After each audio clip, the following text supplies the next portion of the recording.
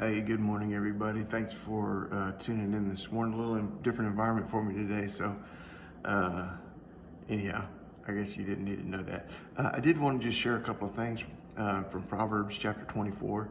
It's about building a home. Many of you have built a home.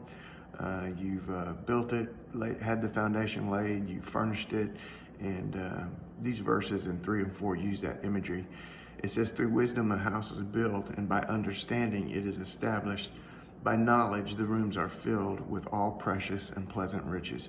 So listen, it says through wisdom a house is built. And I just talked about wisdom, I think yesterday maybe, about applying God's word to our lives. And listen, you want to build a house. This isn't really a house. It's more of your home. It's more of your family. It's more of the house for your life. And if you are building it, it's built through, it's built through surrendering yourself to God and applying His word and His ways to your lives. And that's the wisdom. And it's through wisdom that we truly build a house that's going to be able to give us the protection and the shelter that we need. And the second part of that verse, it says, and by understanding it is established. And the idea of it being established, I think, refers to its foundation, so that it can stand and that it can stand strong through all of the things that life brings to us. And it's through understanding. It's through not just hearing what God has to say, but understanding it, making it a part of our lives. I'm reminded of the thing that Jesus taught in Matthew chapter 7, starting in verse 24. He says that the one who hears these sayings of mine and he does them, he hears them and then he does them. He says he's like the man who built his house on a rock.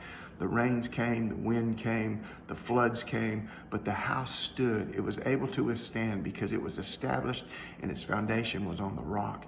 He said, but the one who hears these sayings of mine and doesn't do them, they just ignore them.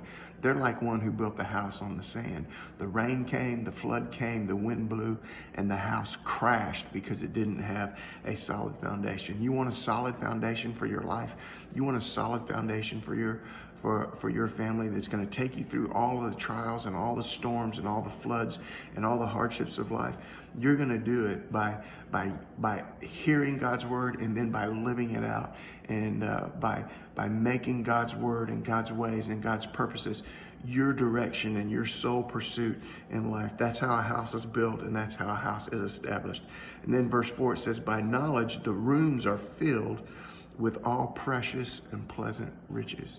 You want to fill the rooms and furnish the rooms of your home and of your family and of this house that you have. You want to furnish it with nice things. And it says that's by knowledge. And this knowledge is going to be in the knowledge of Christ and in knowing God.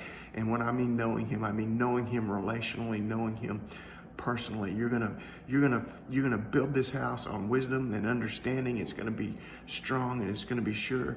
But then you're gonna want to fill it with the good things of God, and those things come through knowing Jesus Christ and through living in a very real and a very intimate and a very personal relationship with Him. So through wisdom a house is built, by understanding it is established, and by knowledge the rooms are filled with all precious and pleasant riches. God bless you guys. Have a very good and happy Thanksgiving.